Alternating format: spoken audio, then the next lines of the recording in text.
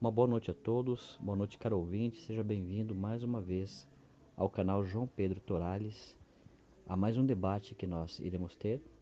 Hoje, o irmão João Pedro Torales irá debater com o irmão André Ferreira, e o tema será, mais uma vez, sobre o sábado, se o sábado ainda é um dia de descanso, se ainda é o dia vigente para que o homem descanse de toda obra.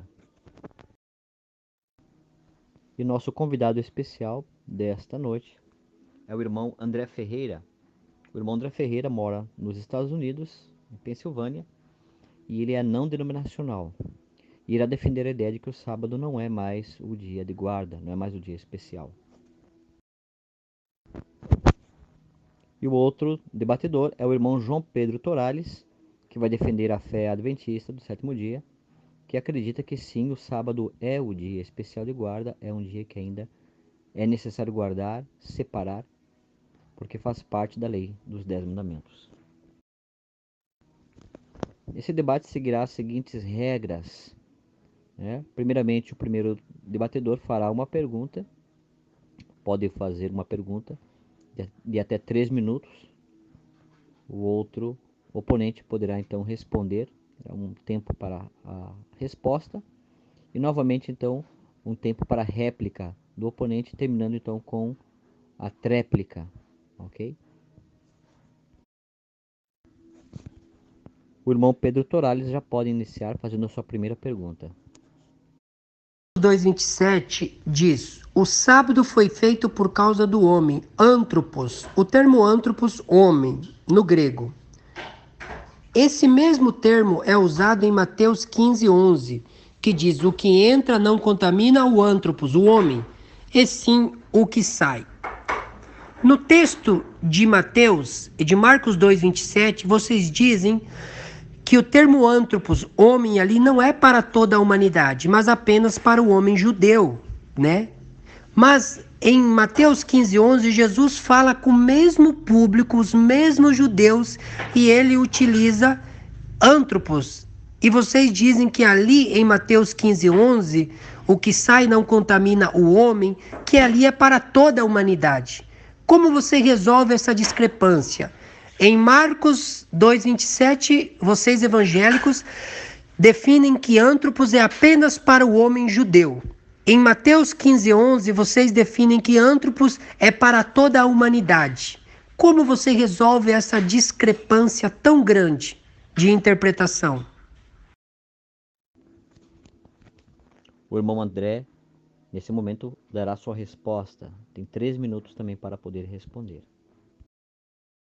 Bom, João Torales, como eu te disse, te mandei no outro áudio, sempre será o contexto quem irão responder os termos, ok? Por mais que dentro dos textos ou dos trechos sejam aplicadas as mesmas terminologias.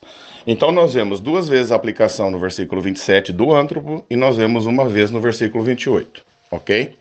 Então vamos fazer aí uma brincadeira, digamos, né? O sábado foi feito por causa do antropo e não o antropo por causa do sábado, portanto, o filho do antropo é senhor até do sábado. O sábado foi feito por causa da humanidade, não a humanidade por causa do sábado, portanto, o filho da humanidade é senhor até do sábado. Daí eu te fiz a pergunta, mas tudo bem, já que não é para fazer pergunta, e sim para responder, Jesus Cristo ele é filho de Deus. Ele é filho da humanidade? Ele é filho da humanidade? Se Jesus Cristo ele é filho da humanidade, o que quer dizer esse filho da humanidade? Eu preciso primeiramente também que você me responda o que quer dizer ser filho da humanidade na aplicação a Jesus Cristo. Daí quando nós vamos para Eclesiastes, nós vamos para Salmos, onde é dito o seguinte, que é dever de todo homem, né, guardar o sábado. Será que realmente Salomão ou Davi está referendando toda a humanidade sem exceção, ou todas as nações e povos sem exceção? Porque se eles ensinam, se eles escrevem, eles praticam. Se você puder trazer um único trecho que seja, única passagem que seja de Salomão ensinando isso para povos, ou Davi ensinando isso para povos, seria muito interessante. Por quê? Porque na questão de Salomão, o homem considerado o mais sábio de toda a humanidade, acredito que ele é mais sábio fora Jesus Cristo, ok? Então ele era procurado por governantes, e por nações do mundo, pelo menos naquela região, para aconselhamento. E dentre esses aconselhamentos desses homens que buscavam Salomão, ele não foi sábio neste momento em ensinar isto para esses povos e, através dos seus governantes, ensinar para as outras nações? Porque nós não vemos Salomão ensinando isso, nós não vemos Davi ensinando isso. Salientando que dentre os reis de Israel, era costume, era prática que quando era coroado um rei, era entregue uma cópia da Torá para este rei. Ok? Agora, se esses governantes procuravam Salomão para aconselhamento e Salomão não foi sábio, não aproveitou a oportunidade de fazer isso ou fazer o mesmo, porque nós não vemos, por exemplo, Salomão entregando cópias da Torá aos outros reis. Entende? Então, o que quer dizer dever de todo homem em Salmos e em Eclesiastes? Todo homem, aqueles que estão dentro do contexto, dentro da própria etnia deles, dentro da nação deles. Caso contrário, nós veríamos Salomão e Davi ensinando isso. E isto nunca aconteceu. Ou seja, eles ensinam, eles falam, mas eles não praticam. Eles cometeram gafe? Eles não foram sábios nessa hora? Irmão João Pedro agora tem os seus 3 minutos para a réplica. Pode seguir, irmão. Vamos lá, Lufer, responder aí, né, a tua resposta agora, né? Qual foi a minha pergunta, né? A minha pergunta foi, em Marcos 2:27 está escrito que o sábado foi feito por causa do homem. Vocês evangélicos, você não entrou dentro da minha pergunta, você procurou entrar de forma breve na minha pergunta e depois partiu para outro pressuposto. A minha pergunta foi chave.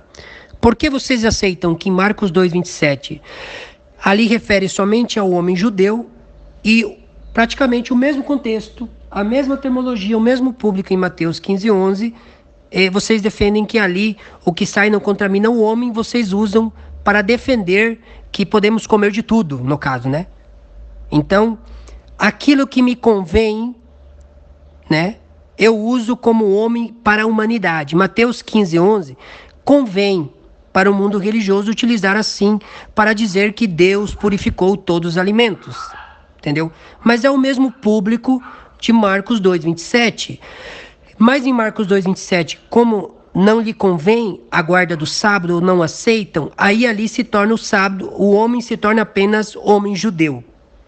Isso é uma discrepância, querido irmão Alufer, que nenhum apologista evangélico respondeu a essa minha pergunta.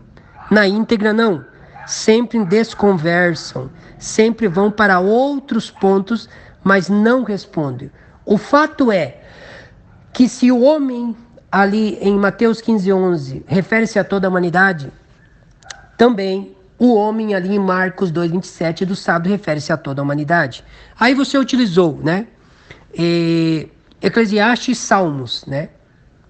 Como que Salomão não ensinou que deve ser guardado se ele está dizendo, se ele escreveu, se foi registrado que o dever de todo homem é temer a Deus e guardar os seus mandamentos? Quando ele escreveu isso, será que ele escreveu isso de forma exclusivista e escondeu? Ou ele deixou aberto para que todos pudessem ler e entender isso? Então é lógico que o próprio Salomão deixou claro que o dever de todo homem é obedecer a Deus e guardar seus mandamentos, certo? Outro ponto, quem são esses homens? Todo homem que aceita fazer a vontade de Deus. Muitas coisas na Bíblia não está registrado em seus mínimos detalhes. Nós não temos nem 5% de tudo que Salomão ensinou. Mas de fato que Salomão deixou registrado que o dever de todo homem é obedecer a Deus e guardar os seus mandamentos. E isso foi deixado aberto para todos. Todos quem visitasse ele, tinha a escrita dele ali, que todo homem deve guardar os mandamentos de Deus. Então ele deixou sim aberto para todos. O irmão André Ferreira, nesse momento, então, tem 3 minutos também para a tréplica. Bom, sobre a questão da qual você disse de fazer um paralelo sobre a questão de alimentação, ali realmente é para um público específico, no caso, os próprios judeus. Mas a questão era sobre eles mesmos. Agora, quando é falado que há possibilidade ou se pode comer de tudo, Porque para o gentio não há restrição. Então, se para o judeu não há restrição, para o gentio muito menos. Ok? E quando eu entrei no assunto sobre Eclesiastes e Salmos, daí você deixou explícito de que ele deixou aberto isso, salientando que seria para toda a humanidade, só que nós não vemos eles praticando isso. Eles escrevem, mas eles não praticam. Se eles não praticam por quê? Porque eles foram rebeldes? Porque eles tiveram lapsos de memória? Porque eles não foram sábios nesta hora, principalmente se tratando de Salomão, o homem mais sábio da existência humana, fora o próprio Cristo. Então é necessário fazer algumas inferências contextuais para poder responder. Caso contrário, não se pode responder. Ou se responder, isso pode virar contra nós mesmos. Então nós vemos o escrito lá. Como eu disse, era prática dentre os judeus entregar uma cópia para o rei da Torá. Nós não vemos Salomão e Davi entregando essas cópias para outros reis. Daí você fala, mas a Bíblia não é detalhada e nós não podemos ir além do que está escrito, meu caro. O que está escrito para nosso entendimento, para o nosso conhecimento. Ok? Se eu precisar usar desse artifício para a tentativa de justificativa de uma causa, eu posso falar qualquer coisa, tanto eu quanto você, como qualquer outra pessoa. Daí, cria-se fábulas, cria-se teoremas, fantasias, e não há sujeição contextual. Nunca, meu caro, nunca termo responde contexto. Sempre é contexto quem responde termo. Então, sobre a questão de alimentação, quando você expôs ali o público, é simples, meu caro. Se para judeu não há mais restrição, para nós nunca teve. Para nós nunca teve. Por mais que esteja sendo aplicado o mesmo termo, ok? Não vai alterar nada para nós como gentios. Absolutamente nada. Na segunda pergunta, quem faz é o irmão André Ferreira. 3 minutos para fazer a sua pergunta, irmão André. Bom, eu vou usar pouquíssimo tempo, porque não preciso de todo esse tempo para fazer a pergunta. Simplesmente eu gostaria, João Torales, que você respondesse a pergunta de Moisés. Que nação há tão grande que tem estatutos tão gloriosos como toda esta lei que hoje eu ponho ou proponho para vós? Se é generalizado da maneira como você diz, para todos os povos sem exceção, qual é o sentido da pergunta de Moisés? Ou Moisés faria esta pergunta? Segue o irmão João Pedro Torales respondendo a pergunta do irmão André. Vamos lá então, meu querido irmão Alufer, né? A tua pergunta é: que nação há, né, tão grande como esta, que recebe todos os estatutos, né? Por que Moisés fez esta pergunta, né? Claro que de forma primária, realmente, estatutos, leis, regras, eles foi dado ao povo de Israel, né? O povo de Israel era o povo que recebe as leis diretamente da mão de Deus, porque o povo de Israel é o povo de Deus, é da tribo dos filhos de Jacó, é o povo da promessa. Agora a pergunta é: essas leis, esses estatutos maravilhosos que o povo de Israel recebeu, era só para os israelitas ou os israelitas deveriam ser um modelo para todos os povos? Aí vem a própria resposta do próprio Deus, dizendo no contexto do povo de Israel: olha, minha casa será chamada casa de oração apenas para Israel. É isso que diz? Não. Minha casa será chamada casa de oração para todos os povos. Então veja que Deus apresenta a sua lei de maneira primária, sim, ensina para o povo de Israel uma nação santa separada, mas Deus não é exclusivista. Deus coloca esta nação para que ela possa ser testemunha de Deus para todos os povos. Será que era a vontade de Deus, ou não adulterarás, apenas para a nação de Israel, para o povo de Israel, ou essa era a vontade de Deus para todas as pessoas do mundo? Será que a vontade de Deus era apenas para o povo de Israel não adorar imagem de escultura, ou essa era a vontade de Deus para todas as pessoas? A vontade de Deus é que toda a humanidade não adultere, não furte, não roube, não adore imagem. Mas ele escolheu um povo, ao qual representaria ele diante de todas as nações pagãs. E Israel, o povo de Deus, era um povo aberto. Era um povo não exclusivista, mas um povo aberto para receber a todos que ouvissem a mensagem do povo de Israel para vir a Israel e se tornar povo de Deus. Então a nação de Israel era um modelo para todos os povos. Minha casa é casa de oração para todos os povos. Quando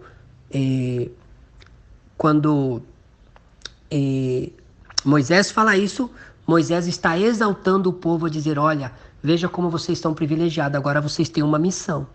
E a missão é levar essas verdades, apresentar através da vida de vocês essa verdade para que a casa de Deus seja para todos.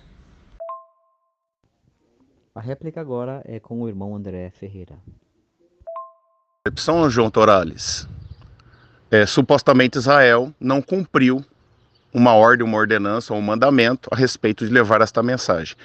Nós vemos inúmeras punições em cima de Israel por vários motivos. A principal é a questão da idolatria e da contaminação, mas nós não vemos Deus punindo Israel por supostamente não levar esta mensagem para nações. Ou seja, tampouco existe um mandamento, uma ordenança para que eles fizessem isso. Salientando que o próprio ministério levítico nunca foi em função de nações, ok? Sempre o ministério levítico está embasado em favor da própria nação e do sacerdote, ok?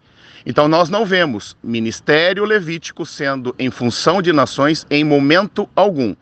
Isto caberia, a sua fala caberia se fosse em função de nações. Daí sim faria sentido, mas como nunca foi, então não faz sentido algum a sua argumentação. Então nós vemos Israel não praticando esta suposta, porque é uma suposição, né, de uma ordenança que era para eles fazerem isso, e eles não fizeram e nunca foram punidos por este motivo. Sim, a nação de Israel era exclusivista para Deus, somente ela, porque era o único povo chamado realmente de povo. Em contrapartida, todas as outras nações sempre foram chamadas de Goi, ou Goim, que é o plural de Goi, que significa gente, gentalha, resto. Apenas uma única vez Deus, irado com a nação de Israel, ele chamou a própria nação de Goi. Ok? Sim. Agora, quando você fala casa de oração, isto é uma profecia. Não se aplica no momento. Ok? Será chamada casa de oração. Esta casa não existe mais, meu caro. E aí? Como que a casa pode ser casa de oração para todos os povos? O que significa esta casa de oração para todos os povos? Isso não se aplica no momento, na contemporaneidade deles, e sim no futuro, porque essa é uma profecia. Então, o que significa de fato casa de oração? É o templo?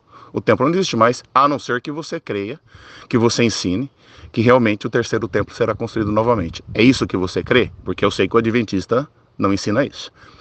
Entendeu? Então, devemos ter muito cuidado mesmo, porque senão você pode dizer que esta casa de oração que não existe mais e será chamada casa de oração no futuro, porém ela está destruída, está acabada. O que significa de fato casa de oração? O terceiro templo será construído novamente? Irmão João Pedro tem agora 3 minutos para a tréplica. Como eu tenho alguns segundos ainda, salientando: chamarei povo meu aquele que não é meu povo, chamarei amada minha aquela que não é minha amada. Ou seja, somente a nação de Israel era povo, somente a nação de Israel era amada. Vamos lá, meu caro Alufer, para a resposta, né? Então você diz que Israel não cumpriu e Deus não o puniu. De fato, Israel, em muitas esferas, não cumpriu a missão que lhe era dado, né? E o cumprimento de Israel, né, ou descumprimento de Israel, era em várias esferas. E eles foram punidos em várias esferas. Punido porque não vivia aquilo que Deus pedia, porque ali a pregação do evangelho do povo de Israel para o mundo, de forma primária, era através do seu bom testemunho. Então, como que você fala que Deus não cumpriu, não puniu? Deus puniu todas as vezes que eles não testemunharam de acordo com aquilo que Deus ensinava. Deus puniu o povo de Israel. E aí eu lhe fiz uma pergunta chave. Eu lhe fiz uma pergunta, irmão. Então a vontade de Deus era que somente o povo de Israel não adorasse imagem de escultura e que os outros Deus não estava nem aí, pode adorar à vontade? A vontade de Deus era apenas para que o povo de Israel não matasse e que os outros por Deus estava liberado para matar. É isso? Você não respondeu. Amigo, a vontade de Deus é óbvio que era para todo ser humano não matar, não furtar, não adulterar, não adorar imagem de escultura, porque se você pega um pressuposto igual você pegou, você torna Deus um exclusivista. Um Deus que só se importa, você está parecendo os calvinistas, os predestinados apenas, né? Isto é bom e aceitável diante de Deus, em que todo homem seja salvo, diz 1 Timóteo, né? E venha ao pleno conhecimento da verdade.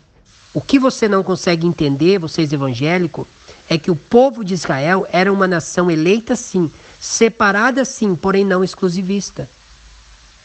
Ela era separada para Deus, mas era uma nação que testemunharia de Deus para os povos. Tanto que Deus fala que minha casa será chamada casa de oração para todos os povos. Isso aqui não é apenas uma profecia, isso aqui se aplicava no tempo presente. Por quê? Porque o templo de Deus, a casa de Deus, aquilo que Deus tinha como verdade, o seu povo, era um povo aberto para que todos viessem. O que ele diz? Aos eunucos, né? Aos que estão se sentindo desprezado, não diga que o Senhor o desprezou, né? Aos estrangeiros, todos que se achegarem a Deus e aceitarem a minha aliança e guardarem os sábados serão chamados meus servos. Deus nunca foi exclusivista. Deus escolheu um povo, mas um povo que levaria a sua verdade. E Deus não chama de gentalha num sentido de que Deus despreza as pessoas. Quando Deus diz gentalha, era porque essas pessoas não queriam aceitar sua verdade. Mas até os egípcios, Deus levou verdade para eles. E até egípcios foi salvos que vieram com o povo de Israel quando saíram de lá. E muitos se converteram de fato. Então você precisa rever seus conceitos a respeito disso. O irmão João Pedro agora pode fazer a terceira pergunta. Vou mandar aqui duas perguntas rapidamente em uma aqui, né? Em 1 Crônicas 16, 24 diz: contai entre as nações a sua glória, entre os povos as suas maravilhas. Você disse que o povo de Israel não tinha incumbência de levar a todos os povos. Como você entende 1 Crônica 16, 24 e Isaías 51, 4 que diz: atendei meu povo, povo meu, nação minha, inclinai os meus ouvidos para mim, porque de mim sairá a lei, e o meu juízo farei repousar para a luz dos povos. Como que você disse que a vontade de Deus não era que Israel levasse a mensagem para todos os povos? E a última parte da pergunta, Isaías 56, 2, Deus fala: bem-aventurado o filho do homem que nisso se firma e que se guarda de profanar o sábado, e que guarda a sua mão de cometer o mal. E pergunto, bem-aventurado é a pessoa que não pratica o mal, você concorda? Mas aqui diz que bem-aventurado também é aquele que não profana o sábado, você concorda com isso? Duas em uma. Irmão André tem 3 minutos para responder a pergunta do irmão João Pedro. Bom, eu não respondi de imediato porque eu tive que pegar o texto e pelo menos uma parte do contexto, para não ficar num texto isolado. Então nós vemos em 1 Crônicas: não toquem meu povo escolhido, não faça mal aos seus profetas. Toda a terra cante ao Senhor, proclame todos os dias a sua salvação. Anuncie a sua glória entre as nações, contem a todos as suas maravilhas, grande é o Senhor, digno e muito de louvor e mais temível que todos os deuses. Bom, esse trecho de Crônicas está falando apenas de exaltar a Deus perante todas as nações. O texto de Crônicas não está falando absolutamente nada no sentido de levar mensagem, ok? E simplesmente para que os povos vejam que há um Deus em Israel. Somente isso. Que ali está o Deus de Israel.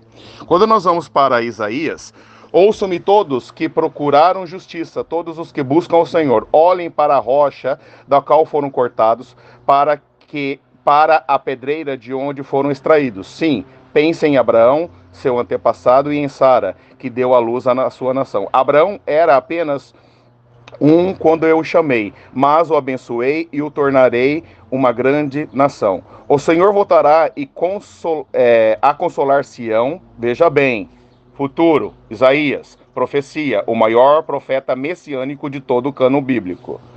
Terá compaixão da sua ruína. Seu deserto florescerá como um Éden, e sua terra desolará como o jardim do Senhor. Ali haverá alegria, exultação e cântico de gratidão encherão o ar.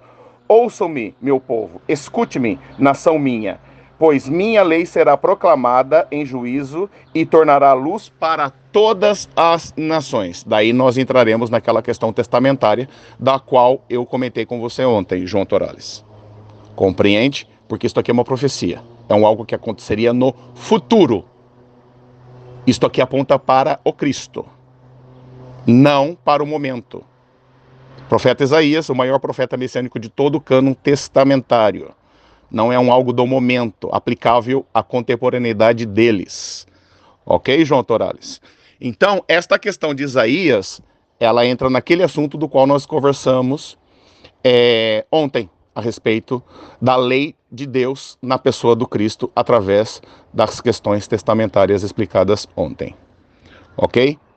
Então, nós vemos estas questões sendo aplicadas nos escritos veterotestamentários, como você expôs crônicas ali apenas para que vejam a glória de Israel, a glória do Deus de Israel, ok? Não é um texto onde se diz uma ordenança, digamos, para se levar a nações. E o segundo texto que você expôs de Isaías fala apenas exclusivamente de um futuro e não aplicável à contemporaneidade deles. Segue a réplica agora do irmão João Pedro. 3 minutos para responder, irmão João. Mas infelizmente se contradiz aqui totalmente em seus argumentos, né? Vamos lá. Você disse que ali não estava mostrando, não era para Israel mostrar a verdade, apenas para exaltar Deus para as nações. Em outras palavras, é a mesma coisa que o que você está dizendo, parafraseando, é que, olha, nós temos um Deus aqui de Israel, tá? Vejam a grandeza do nosso Deus, mas vocês aí, nações, se ferrem, tá? Se lasquem, porque a salvação é só para nós, hein? Beleza? Praticamente é isso que você fala. Mas veja que não diz isso. Olha o que diz aqui, ó. Contai. O que é contar? O que é anunciar? A palavra contar é falar. O que é falar?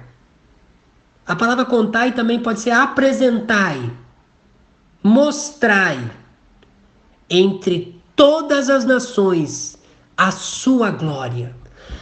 Como que eu vou mostrar para as nações a glória de Deus se eu não testemunho de Deus para os povos?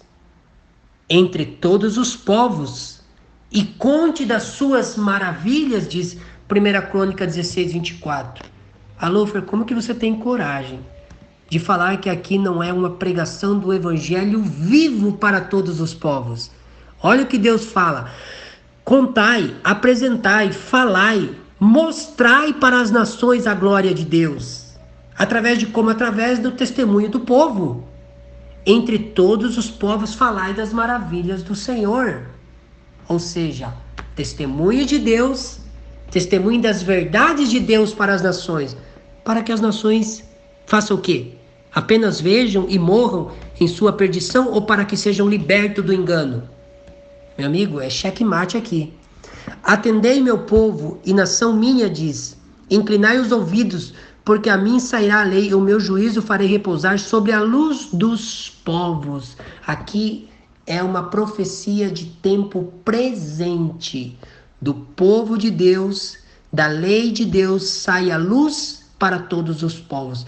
Isso saiu desde o tempo presente, né, que foi anunciado, e também durante todo o percurso até hoje.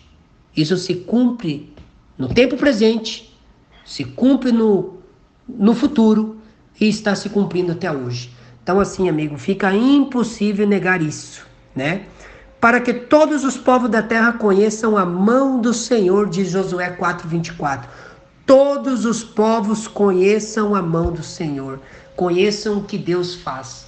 Então assim, não tem como negar que Israel era uma nação viva para testemunhar da lei e da verdade de Deus para todos os povos, trazendo a luz para todos os povos. E a verdade é a salvação. Deus não é exclusivista.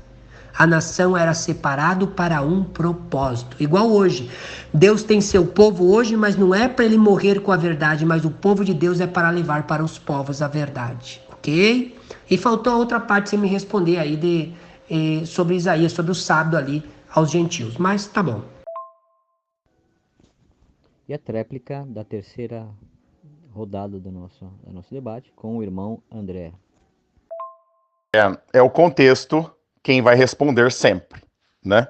Então você está sugerindo que o texto de Isaías é um texto que se aplica no momento deles, porém isso é um texto profético, muito além da contemporaneidade deles. Como eu disse, entraremos naquela questão testamentária que nós havíamos conversado ontem. E usando o próprio texto de Isaías, se é desta maneira como você está dizendo, o que Deus fala para Isaías? Engorda o coração deste povo. Dê ouvidos a este povo para que não ouçam e olhos para que não vejam.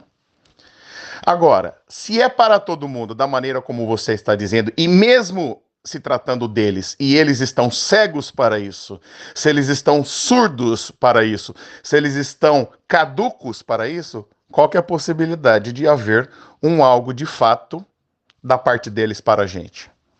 Ou, se nós pudéssemos voltar na contemporaneidade deles ensinarem uma verdade que eles não entendem. Porque o próprio Isaías diz isso. Dê ouvidos para que não ouçam, dê olhos para que não enxerguem, para que não vejam. Então, a contradição está justamente de você usar estes textos para essa justificativa, sendo que não cabe, meu caro. O texto de Isaías é um texto profético messiânico. Na verdade, Isaías é um profeta messiânico. É o maior profeta de todo o cânon bíblico. Então, esse texto de Isaías, ele se enquadra na questão futura, muito além do próprio escrito dele. Quando nós vamos para a questão de crônicas, como você disse, anuncia sua glória entre as nações, contem a todas as suas maravilhas. Grande é o Senhor, digno de muito louvor, ele é mais temível que todos os deuses. Então, meu caro, aqui é justamente, conte aos povos, às nações, você está vendo como nós somos? Você está vendo o que Deus faz para nós? Isto aqui é o nosso Deus. Esta é a nossa nação. Ponto. Não tem ordenança. Não tem mandamento. O fato de contar é justamente isso. É contar. Nós temos um Deus. Olha a nossa nação. Observe a nossa nação. Povos. Não existe aqui uma questão de levar essa mensagem. Olha, agreguem a nós. Venham até nós. Venham até nós. Salientando que a própria questão que você trouxe no outro áudio, sobre a questão do estrangeiro, eu não vou conseguir mais falar porque está acabando o meu tempo. Se depois eu puder, eu continuo. Seguimos com a última rodada do nosso debate, com o irmão André fazendo a última pergunta. Ok. Com base em 2 Coríntios, Paulo diz o seguinte: ministério de morte gravado em pedra. Existe mandamento de morte na pedra? Se sim, por quê? Se não, por quê? Vamos lá então, eu tenho 3 minutos aqui, eu vou usar 1 minuto do meu tempo para falar ali da outra pergunta ainda. 2 minutos eu te respondo aqui lá com facilidade. Você diz, vejam as nações, né, ali em Crônicas, olhem o Deus que nós temos, em outras palavras, olhem tudo isso, mas Deus não é para salvar vocês, é só para salvar a gente. Isso é uma loucura. Olha o que diz Salmos 96, né? Cantai ao Senhor um cântico novo, cantai ao Senhor toda a terra. Cantai ao Senhor, bendizei o Senhor, proclamai a sua salvação de dia e de noite, tempo presente. Anunciai entre todas as nações a sua glória, entre todos os povos. Quando é a salvação que Davi cantava? De dia e de noite, tempo presente. A salvação era para todos os povos, incumbido pela nação de Israel a levar a todos, tempo presente. Não tem para onde correr. O povo de Israel era uma nação que apresentava a salvação para todos os povos que quisessem fazer parte com o Deus verdadeiro. Respondendo respondendo a tua pergunta, né, existe sim um ministério de morte, né, ali em 1 Coríntios 3, 7 em diante, certo? Qual é o ministério de morte que é ali? A lei mata. A lei mata. Depende. A lei é boa? A lei é santa? A lei é justa? Sim. Romanos 7,12 diz que a lei é santa, justa e boa. Se ela é santa, justa e boa, como ela pode ser um ministério de morte? Se ela é santa, justa e bom. Deus é santo, justo e bom. Como Deus pode trazer juízo para alguém ou algo ruim? Deus tem um juízo para o povo. A lei tem um juízo. Então, qual é o aspecto do ministério de morte que está ali em Coríntios que Paulo fala? É o aspecto condenatório que a lei tem. A lei tem 3 aspectos. A lei condena o pecador. E como todos pecamos, todos somos condenados pela lei. Só tem um jeito de escapar, não da lei, mas da condenação da lei. É estando em Cristo Jesus. Mas a lei não só condena. A lei mostra o pecado, Romanos 7,7, Romanos 3,20. Pela lei vem o pleno conhecimento do pecado. E a lei também revela o caráter de Deus, Romanos 7,12. A lei é santa, justa e boa. Deus é santo, justo e bom. A lei é perfeita, Salmo 19,7, Deus é perfeito. Os atributos da lei são os atributos de Deus, ou vice-versa. Então a lei tem 3 aspectos. A lei condena, ela é um ministério de morte para todos os pecadores que não se apegarem a Cristo Jesus, receberão o salário do pecado. E o pecado é a transgressão da lei, 1 João 3,4, né? A lei também mostra o pecado e a lei também revela o caráter de Deus. Então o ministério de morte ali é o aspecto condenatório que a lei tinha. Disso é que Cristo nos salva, e não da lei. Assim como nós, Deus é um Deus de amor. Jesus nos salva da condenação de Deus e não de Deus. Porque de Deus ninguém precisa ser salvo, porque Deus é bom. Mas da condenação de Deus precisamos ser salvos. Assim também é com a lei. Segue agora a réplica do irmão André. Ok. A pergunta foi: existe mandamento de morte na tábua? Você respondeu com base naquilo que regulamenta a tábua. Eu perguntei da tábua, não daquilo que regulamenta a tábua. Porque na tábua não existe mandamento de morte. Na tábua existe proibições e deveres, mas não tem morte na tábua. Então você precisa ir naquilo que regulamenta a tábua para justificar a tábua. É justamente o que Paulo faz. Ele não faz separação como vocês fazem. Ele precisa usar a regulamentação da tábua para falar da tábua, porque a tábua pela tábua não funciona sozinha. A tábua não traz morte, meu caro. Só que em contrapartida, ao mesmo tempo, Paulo usa dessa analogia, falando que a tábua traz morte. Por quê? Porque não há essa separação, essa subdivisão da qual vocês pretendem colocar. Compreende, meu caro? Ao mesmo tempo, vocês dizem, não, tal parte da lei foi abolida e isso não. Só que na sua resposta, você está falando que não foi nada abolido. Compreende, meu caro? Tanto que vocês dizem que nós seremos julgados por esta lei. Só que o julgamento vai vir pela regulamentação e não pela tábua em si. Só que a regulamentação para vocês foi abolida. E como que nós um dia poderemos ser condenados por esta lei, sendo que vocês dizem que ela foi abolida? A tábua pela tábua não traz morte. Então nem o apóstolo Paulo faz essa divisão. Não existe essa subdivisão de lei, em momento algum. Na verdade, nenhum autor, seja neotestamentário ou veterotestamentário, fez divisão de lei. Sim, nós sabemos que de uma maneira didática existem aspectos diferenciados dentro de uma única lei. Um aspecto civil, um aspecto cerimonial, um aspecto dietético e por aí vai. Porém, todo ele se faz parte de uma única e indivisível lei. Ok? Então você precisa ir naquilo que regulamenta a tábua para justificar a tábua, mas você está correto, só que não é isso que vocês ensinam, porque vocês falam que isso foi abolido. Você está entendendo, meu caro? O X da questão, a grande problemática que vocês criam para vocês mesmos, você concordou com o apóstolo Paulo, só que ao mesmo tempo você fala que há divisão e que esta lei foi abolida. Então, como que pode haver uma condenação através desta lei que foi abolida? Como que um dia nós seremos julgados através desta lei que foi abolida? Uma hora ela é abolida, uma hora não é? Isso é conveniência, meu caro. Uma hora serve para mim, então ela está em pé. Uma hora ela não serve, ela não está em pé. A lei cai toda ou nada dela, meu caro. Porque a tábua pela tábua não trabalha sozinha. Existe a regulamentação. E tudo isso que você está dizendo está na regulamentação da qual você diz que foi abolida. Irmão João Pedro termina com a tréplica. 3 minutos, irmão. Vamos lá então encerrar o debate e responder à réplica do Alufer.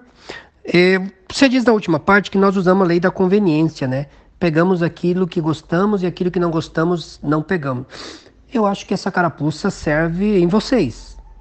Porque é vocês que pegam 9 mandamentos do decálogo, vocês dizem que ratificaram, e o mandamento do sábado, vocês dizem que aboliram. Então a teologia da conveniência não é dos adventistas, mas é dos evangélicos. É vocês que dizem não matar, não roubar, não adulterar, tudo isso é pecado. É tudo isso, 9 mandamentos do decálogo. Mas o sábado daí você pode pisar e fazer o que quiser, porque esse mandamento terminou. Agora os outros 9 não, tá? Isso aí Jesus ratificou. Teologia da conveniência, ok? Então assim, a carapuça é para vocês, não para nós. Outro ponto importante, né? Você diz que a tábua não traz morte, né? Na verdade, a lei de Deus nunca foi o intuito para trazer morte. A lei de Deus, ela é santa, justa e boa. O que Deus fala em Êxodo 20, verso 6, né? Eu abençoo a milhares de gerações daqueles que me amam e guardam os meus mandamentos. Então, os mandamentos, o decálogo, a lei é para trazer bênção de forma primária. Mas como há o pecado e nós transgredimos a lei, né? Acaba tendo maldição, entendeu?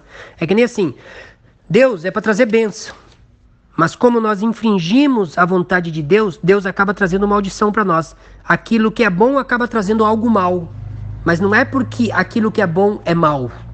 Não é Deus que é mal, mas o juízo dele acaba sendo mal por transgressor, assim é para a lei, certo? Então assim, o que você disse uma coisa importante. Você diz que na lei não há divisão, mas tem aspectos que dividem. Então é interessante você assumir isso. Existem aspectos. Você não pode dizer que lei cerimonial é o mesmo que lei dietética. Esses aspectos cerimoniais é o mesmo que civil? Civil é o mesmo que moral? Não. Então existem leis dietéticas, civis, morais, leis cerimoniais, entendeu? Jesus diz, eu não vim abolir a lei, mas eu vim dar o real sentido. Quando Jesus fala isso, ele está dizendo tudo o que a lei dizia sobre mim, em aspectos cerimoniais, né? Isso vai ser cumprido em mim. Eu sou o Cordeiro verdadeiro. Eu sou o verdadeiro sumo sacerdote. Então não é mais necessário. Agora não é porque Jesus veio e agora Jesus cumpriu o não matarás, agora eu posso matar. Jesus cumpriu o não adulterarás, agora eu posso adulterar. Pelo contrário, todas as leis de cunho ou de aspecto moral, Deus cumpriu e ensinou a cumprir de maneira perfeita. Então os 10 mandamentos são lei santa, justa e boa. É a base do juízo de Deus para toda a humanidade, certo? E só temos um jeito de escapar do juízo de Deus, que é do juízo da própria lei. É estando em Cristo Jesus. E em Cristo Jesus é retirado de nós a condenação que a lei tem e é dado a graça. E a partir daí entramos em harmonia com Deus através da sua lei. Ou seja, entramos em harmonia com Deus e com sua lei. Porque daí a lei se torna boa, santa e justo bom, porque nós em Cristo Jesus também nos tornamos bom, justo, em Cristo. Entende? Então fica aí agradecimento para o Alufer, tá? Pelo bom debate, pelo debate harmonioso, parabéns, tá? É assim que se faz debate, não igual a... tinha um outro pastor aí, o dito pastor Tyrone aí, que fazia loucuras, não é assim que se debate, mas é como o Alufer debate. Parabéns, Deus te abençoe, até o próximo debate e fiquem com Deus. Muito bem, mais uma vez agradecemos aos nossos convidados, ao irmão André Ferreira e ao irmão João Pedro Torales, por realizar esse debate. Agradecemos a você, caro ouvinte, que separou o tempo para poder escutar. Cada um agora pode tomar sua conclusão, suas decisões com relação a este tema tão importante, que é o sábado, o dia do Senhor. Uma boa noite e até a próxima.